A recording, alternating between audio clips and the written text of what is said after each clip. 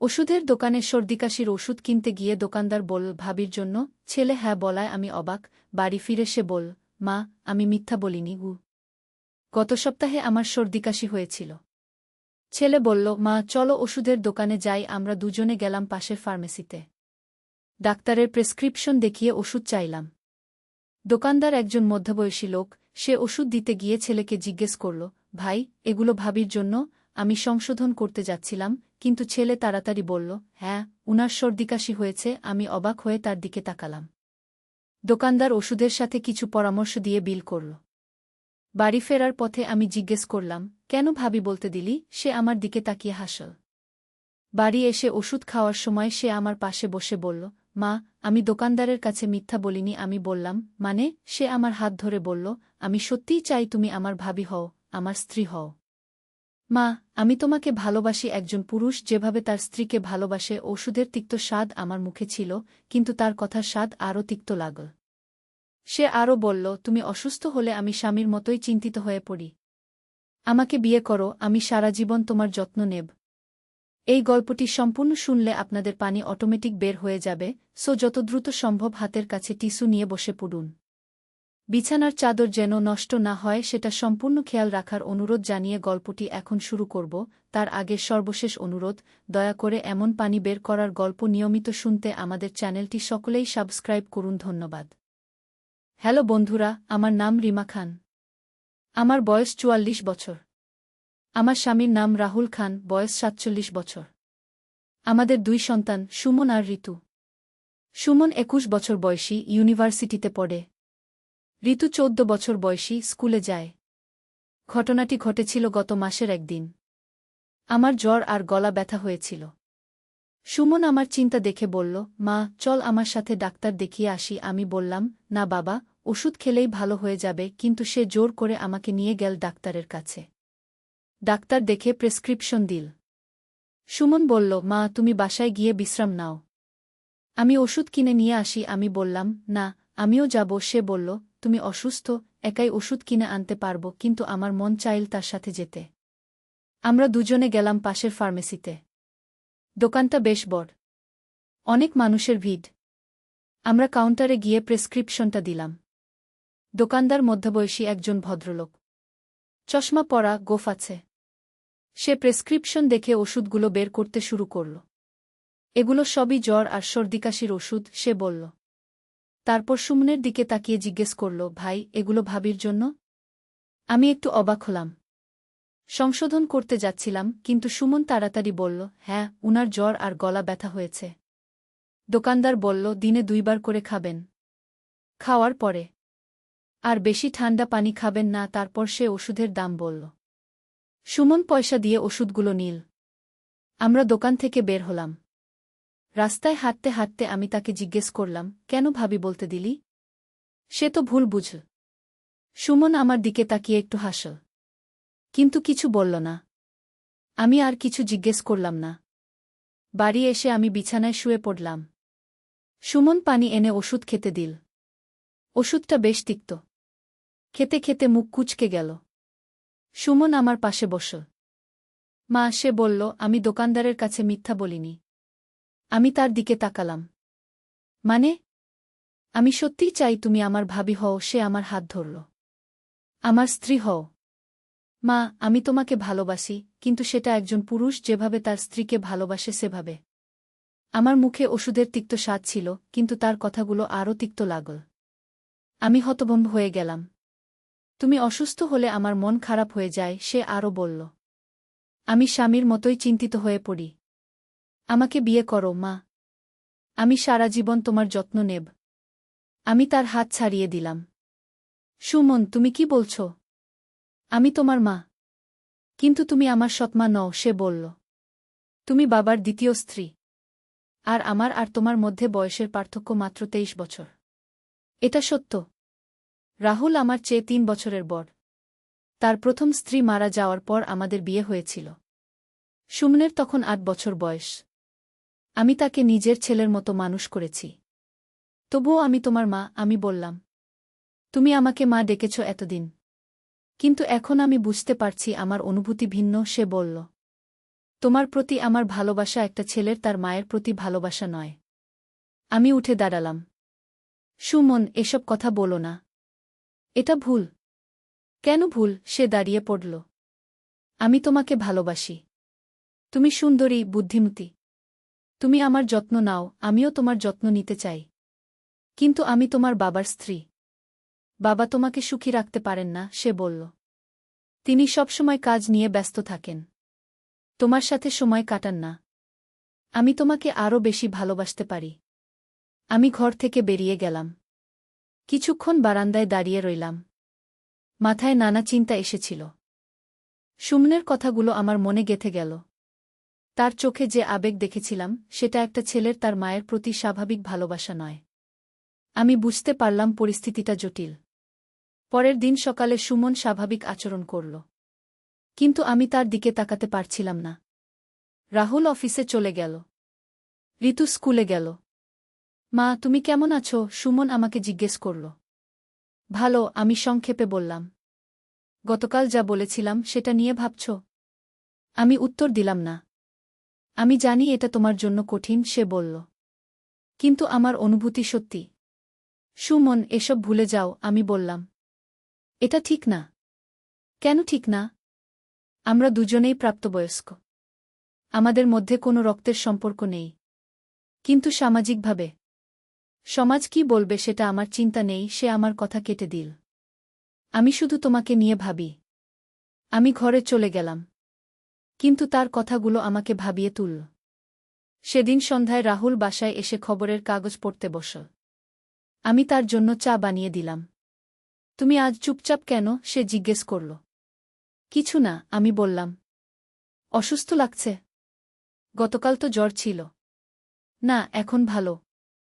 রাহুল আবার কাগজ পড়তে শুরু করল। আমি ভাবলাম সুমনের কথাটা তাকে বলব কিনা, কিন্তু সাহস পেলাম না। পরের কয়েকদিন আমি সুমনের সাথে একা থাকা এড়িয়ে চলার চেষ্টা করলাম। কিন্তু সেটা সম্ভব হচ্ছিল না। একই বাড়িতে থাকি, তাই মাঝে মাঝে একা পড়তেই হয়। একদিন দুপুরে রাহুল অফিসে, ঋতু স্কুলে। আমি রান্নাঘরে রান্না করছিলাম। সুমন এসে দাঁড়াল। মা, আমি তোমার সাথে কথা বলতে চাই। রান্না করছি। পরে বলবে। এটা জরুরি। আমি চুলা বন্ধ করে তার দিকে ঘুরলাম। আমি একটা চাকরি পেয়ে, কারণ আমি বুঝতে পারছি এখানে থাকলে আমার অনুভূতি আরও বাড়বে, সে বলল। তোমার জন্যও কষ্টকর হবে। আমি কিছু বলতে পারলাম না। কিন্তু যাওয়ার আগে একটা কথা বলে যেতে চাই, সে এগিয়ে এল। তুমি যদি কখনো রাহুল চাচার সাথে সুখী না থাকো, তাহলে আমাকে ডাকবে। আমি তোমার জন্য সবসময় আছি। আমার চোখে পানি এসে গেল। সুমন, আমি জানি তুমি এখনই রাজি হবে না। কিন্তু সময়ের সাথে সাথে হয়তো তুমি বুঝতে পারবে।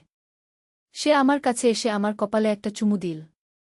সেটা একটা ছেলের তার মায়ের প্রতি স্বাভাবিক স্নেহের চুমু নয়। সেখানে ভিন্ন একটা আবেগ ছিল। পরের সপ্তাহে সুমন ঢাকায় চলে গেল। বাড়িটা খালি মনে হতে শুরু করল। যদিও তার কথাগুলো আমাকে অস্বস্তি দিয়েছিল, তবুও তার অনুপস্থিতি আমি বুঝতে পারলাম। মাসখানেক পর সুমন বাড়ি এল। সে আগের চেয়ে পরিপক্ব লাগল। চাকরি তার ভালো লাগছে বলল। রাতে সবাই ঘুমিয়ে পড়ার পর সে আমার ঘরে এসে দাঁড়াল। রাহুল পাশে ঘুমাচ্ছিল। মা, একটু বারান্দায় আসবে? সে ফিসফিস করে বলল। আমি উঠে তার সাথে বারান্দায় গেলাম। কেমন আছো তুমি? সে জিজ্ঞেস করল। ভালো। আমি তোমাকে মিস করেছি। আমি চুপ থাকলাম। মা, আমার অনুভূতি এখনো একই আছে। ঢাকায় থেকেও তোমাকেই ভাবি সবসময়। সুমন, প্লিজ। আমি জোর করব না, সে বলল। কিন্তু আমার মন থেকে তোমাকে সরাতে পারছি না। সে আমার দিকে এগিয়ে এল। আমি পিছিয়ে গেলাম। তুমি সুখী তো? সে জিজ্ঞেস করল। প্রশ্নটা আমাকে ভাবিয়ে দিল। সুখী কি আমি? রাহুলের সাথে আমার সম্পর্ক কেমন? সে একজন ভালো মানুষ, কিন্তু আমাদের মধ্যে কোনো গভীর সংযোগ নেই। বিয়ের পর এতগুলো বছরেও আমরা কাছাকাছি হতে পারিনি। তুমি চুপ কেন? সুমন আমাকে জিজ্ঞেস করল। কিছু না। আমি জানি তুমি সুখী নও। তোমার চোখে দেখা যায়। আমি তার দিকে তাকালাম। তার চোখে এক ধরনের ব্যথা দেখলাম। আমি তোমাকে সুখী করতে পারি, মা। আমি তোমাকে সেভাবে ভালোবাসি যেভাবে তুমি ভালোবাসার দাবি রাখো। হঠাৎ করে আমার মনে হল রাহুলের সাথে আমার বিয়েটা একটা সামাজিক চুক্তি ছাড়া আর কিছু নয়। আমি তার ঘর সামলাই, সন্তানদের দেখাশোনা করি, কিন্তু তার কাছ থেকে কোনো ভালোবাসা পাই না। সুমন, আমি বললাম, তুমি যা ভাবছ সেটা সম্ভব নয়। কেন সম্ভব নয়? আমরা দুজনে ঢাকায় চলে যেতে পারি। নতুন জীবন শুরু করতে পারি। আর ঋতু? তোমার বাবা? ঋতু বড় হয়ে গেছে। আর বাবা? তিনি নিজের কাজ নিয়েই খুশি। আমি ভাবলাম ঋতুর কথা। সে এখনো ছোট। তার মাকে দরকার। না, এটা হতে পারে না, আমি বললাম। সুমন আমার কাছে এসে দাঁড়াল। আমাকে একবার সুযোগ দাও, মা। দেখবে আমি কত ভালোবাসতে পারি। তার কথাগুলো আমার মধ্যে একটা ঝড় তুলল। একদিকে সামাজিক নিয়ম, অন্যদিকে আমার মনের গভীরে লুকিয়ে থাকা আকাঙ্ক্ষা। সুমন, আমার সময় দরকার, আমি বললাম। কত সময়? আমি জানি না। সে আমার হাত ধরল। আমি অপেক্ষা করব। পরের দিন সুমন ঢাকায় ফিরে গেল। কিন্তু তার কথাগুলো আমার মাথায় ঘুরপাক খেতে শুরু করল। আমি নিজের দিকে তাকালাম আয়নায়। ৪৪ বছর বয়স। এখনও আমার সৌন্দর্য আছে। সুমনের চোখে আমি দেখেছি আমার প্রতি তার তীব্র আকর্ষণ। রাহুলের সাথে আমার সম্পর্কটা পর্যালোচনা করলাম। আমরা একসাথে থাকি, কিন্তু আসলে দূরে দূরে। তার কাজ, তার ব্যস্ততা আমার চেয়ে বেশি গুরুত্বপূর্ণ তার কাছে। দিনের পর দিন কেটে গেল। সুমন মাঝে মাঝে ফোন করত। আমার খোঁজখবর নিত। কিন্তু তার অনুভূতির কথা আর বলত না। একদিন রাহুল অফিস থেকে বলল তাকে একটা ট্রিপে যেতে হবে। 15 দিনের জন্য। একা একা একটা সন্ধ্যায় সুমন হঠাৎ বাড়ি এল। বলল হঠাৎ ছুটি পেয়েছে। ঋতু খুশি হয়ে তার সাথে কথা বলছিল। রাতে ঋতু ঘুমিয়ে পড়ার পর সুমন আমার কাছে এল। মা, আমি আর অপেক্ষা করতে পারছি না, সে বলল। তুমি কি ভেবেছ? আমি তার দিকে তাকালাম। তার চোখে আকুতি। সুমন, আমি এখনো কনফিউজড। কিসের কনফিউশন? তুমি কি আমাকে ভালোবাসো? প্রশ্নটা আমাকে চমকে দিল। ভালোবাসি কি সুমনকে? একটা ছেলের তার মায়ের প্রতি ভালোবাসার চেয়ে কি বেশি কিছু? আমি জানি না, আমি সত্যি কথা বললাম। তাহলে পরীক্ষা করে দেখো, সে আমার কাছে এসে বসল। আমাকে সুযোগ দাও। সে আমার হাত ধরল। তার স্পর্শে একটা অন্যরকম অনুভূতি হল। সুমন, মা, আমি তোমাকে সত্যিকারের ভালোবাসা দিতে চাই, সে বলল। এই যে আমি তোমার হাত ধরেছি, এটা একটা ছেলের তার মায়ের হাত ধরা নয়। এটা একটা পুরুষের তার প্রিয় নারীর হাত ধরা। আমি আমার হাত ছাড়িয়ে নিলাম। সুমন, এসব ঠিক না। কেন ঠিক না? আমি তোমার সন্তান হলেও আমি তোমার গর্বের সন্তান নই। আমি তোমাকে সবসময় একটা সুন্দর নারী হিসেবেই দেখেছি। আমার মনে পড়ল তার ছোটবেলার কথা। সে সত্যিই আমাকে অন্য বাচ্চাদের মতো মা মা করে ডাকত না। বরং আপা বলত। পরে আমি তাকে শেখালাম মা বলতে।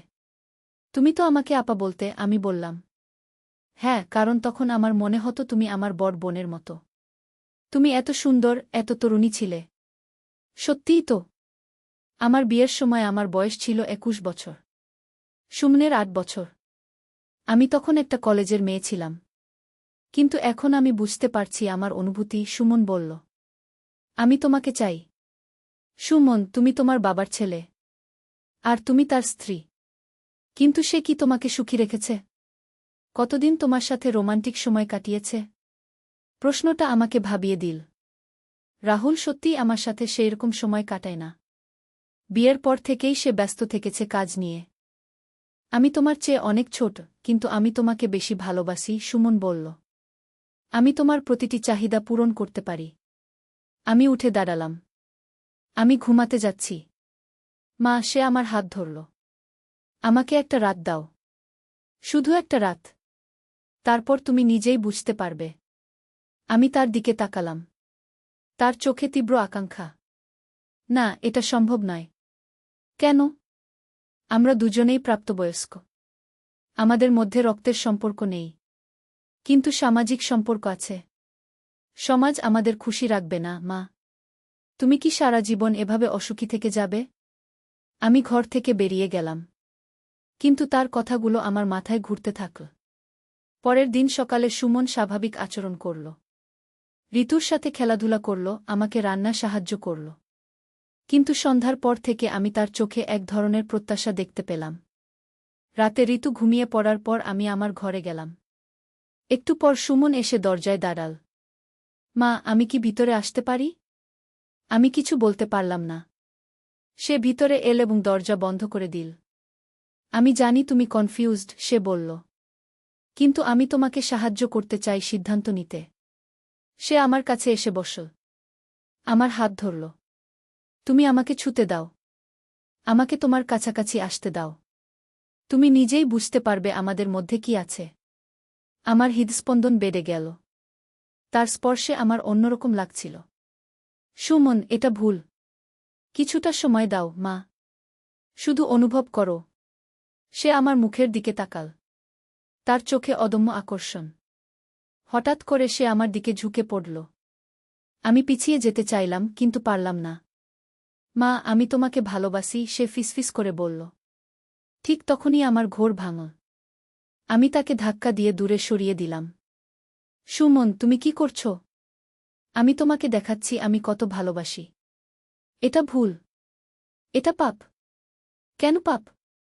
আমি কোনো অন্যায় করছি না। আমি উঠে দাঁড়ালাম। তুমি এখনই ঘর থেকে বেরিয়ে যাও। মা, বেরিয়ে যাও। সুমন চলে গেল। কিন্তু আমার মধ্যে ঝড় তুলে গেল। সেই রাতে আমি ঘুমাতে পারলাম না। বারবার ভাবতে লাগলাম সুমনের কথাগুলো নিয়ে। পরের দিন সকালে সুমন বলল তাকে জরুরি কাজে ঢাকায় ফিরে যেতে হবে। চলে যাওয়ার আগে সে বলল, মা, আমি যা অনুভব করি সেটা সত্যি। তুমি যখন তৈরি হবে আমাকে জানিও। সুমন চলে যাওয়ার পর আমি অনেক ভাবলাম। আমার মনে হলো এই পরিস্থিতিটা আরও জটিল হয়ে যেতে পারে। রাহুল ট্রিপ থেকে ফিরে এল। তাকে স্বাভাবিক লাগল। সুমনের ভিজিটের কথা জিজ্ঞেস করল। আমি সংক্ষেপে বললাম। পরের কয়েক মাস স্বাভাবিক কেটে গেল। সুমন মাঝে মাঝে ফোন করত, কিন্তু বিশেষ কিছু বলত না। একদিন ঋতু স্কুল থেকে এসে বলল তার বন্ধুর মা তাকে জিজ্ঞেস করেছে সুমন ভাই কেন বিয়ে করছে না। আমি বললাম সুমন ভাই এখনও পড়াশোনা নিয়ে ব্যস্ত। ঋতু বলল। আমার মনে পড়ল সুমনের কথা। সে তো আমাকেই বিয়ে করতে চায়। সেই রাতে আমি রাহুলকে জিজ্ঞেস করলাম, সুমনের বিয়ের কথা ভাবছ? এখনও অনেক সময় আছে, রাহুল বলল। প্রথমে ক্যারিয়ার ঠিক করুক। আমি আর কিছু বললাম না। কিন্তু মনে মনে ভাবলাম সুমনের ক্যারিয়ার তো ঠিকই আছে। সমস্যা অন্য জায়গায়। কয়েকদিন পর সুমন ফোন করল। বলল সে একটা মেয়ে দেখতে যাচ্ছে। কি? আমি অবাক হলাম। অফিসের একজন কলিগের বোন। খুব ভালো মেয়ে নাকি? আমার মনে হলো সে আমাকে টেস্ট করছে। ভালো তো, আমি বললাম। বিয়ে করে সংসার পাততে হবে। তুমি রাজি? সে জিজ্ঞেস করল। কেন রাজি হব না? তুমি আমার ছেলে। লাইনের ওপাশে নীরবতা। ঠিক আছে, সে বলল। তাহলে দেখা করে আসি। ফোন কেটে দিল। একটা অদ্ভুত অনুভূতি হল আমার। সুমন সত্যিই অন্য কোনো মেয়েকে বিয়ে করবে? সেদিন রাতে আমার ঘুম হল না। মনে হলো যেন আমি কিছু একটা হারাতে চলেছি। পরের দিন সুমন আবার ফোন করল। মেয়েটাকে দেখে এসেছি, সে বলল। কেমন? ভালো। সুন্দরী, শিক্ষিত। তাহলে তো খুব ভালো। হ্যাঁ, কিন্তু একটা সমস্যা আছে। কি সমস্যা? আমার মনে হচ্ছে না। তার সাথে কোনো সংযোগ অনুভব করছি না।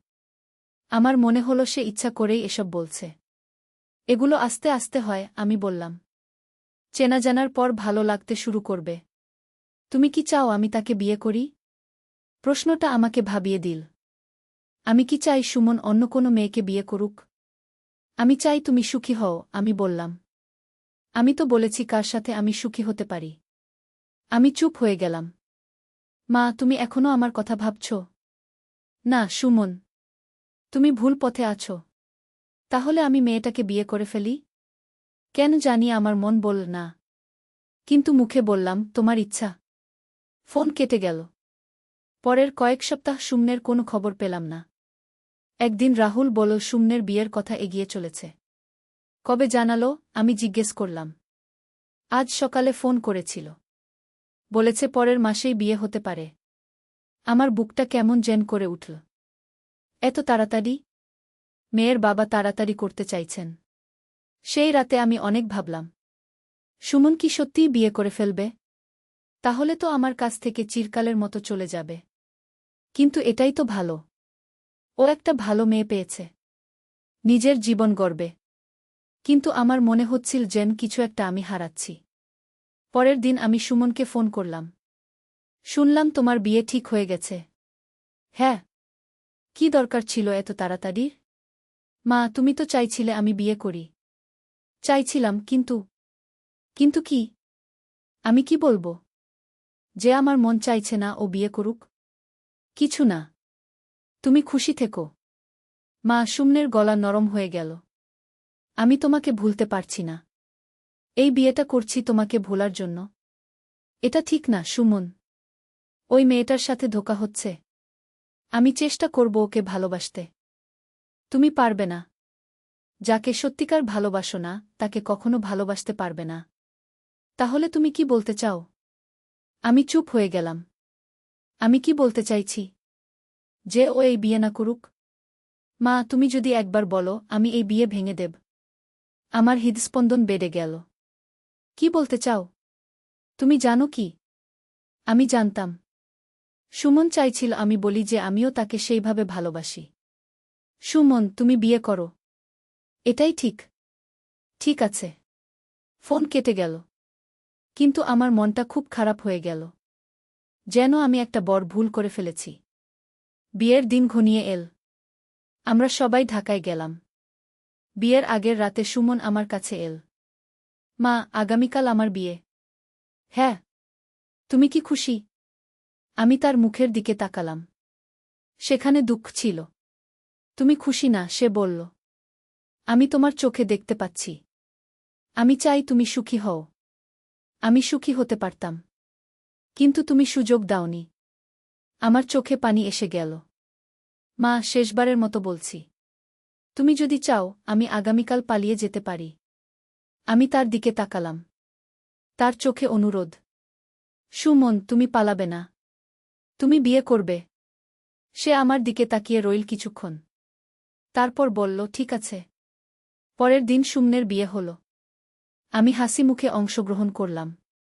কিন্তু মনের মধ্যে কান্না ছিল। বিয়ের পর সুমন তার স্ত্রীকে নিয়ে আলাদা বাড়িতে থাকতে শুরু করল। আমাদের সাথে আর আগের মতো যোগাযোগ রইল না।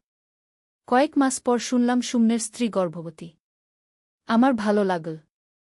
ও নিশ্চয়ই এখন খুশি। কিন্তু একদিন রাতে সুমন ফোন করল। মা, আমি খুশি না। কেন? সংসার তো ভালোই চলছে। বাইরে থেকে ভালো লাগলেও ভিতরে আমি শূন্য। আমি এখনো তোমাকে ভালোবাসি। সুমন, তুমি বাবা হতে চলেছ। এসব ভেবো না। আমি চেষ্টা করেছি, মা। কিন্তু পারিনি। তুমি আমার হৃদয় থেকে বের হওনি। আমি কি বলো বুঝতে পারলাম না। মা, আমি জানি তুমিও আমাকে ভালোবাসো। তুমি যদি সেদিন বলতে আমি বিয়ে করতাম না। কিন্তু তুমি বিয়ে করেছ। এখন সব ভুলে যাও। ভুলতে পারছি না। ফোন কেটে গেল। এরপর থেকে সুমন আর তেমন ফোন করত না। শুধু বিশেষ দিনগুলোতে শুভেচ্ছা জানাত। একদিন ঋতু বলল, মা, সুমন ভাইকে দেখে মনে হয় না সে খুশি।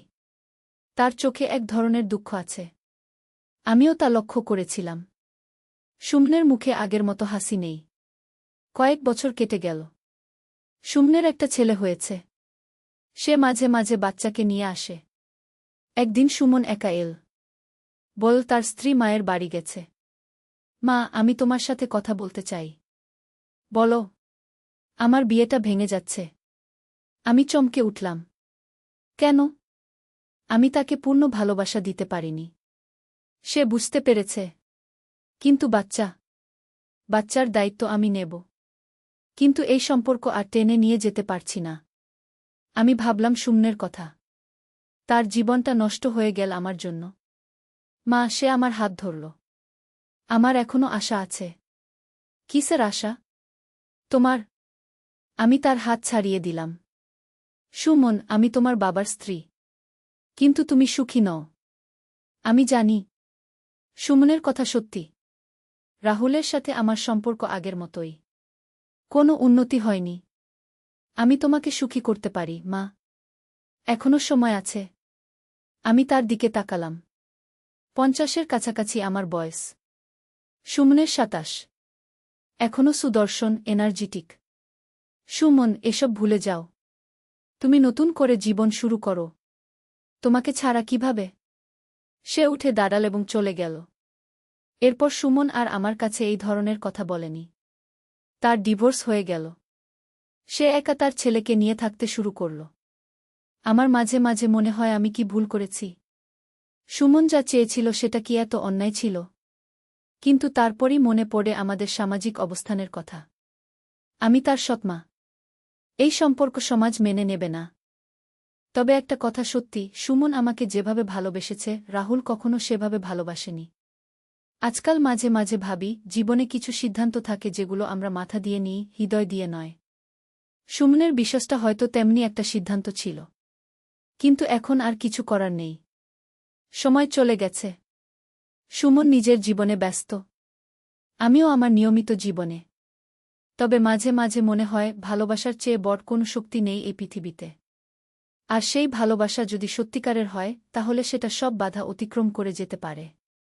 কিন্তু কখনো কখনো আমাদের মেনে নিতে হয় যে কিছু ভালোবাসা শুধু মনের মধ্যেই থেকে যায়, বাস্তবে রূপ নেয় না। সুমনের ভালোবাসা হয়তো সেরকমই একটা ভালোবাসা ছিল।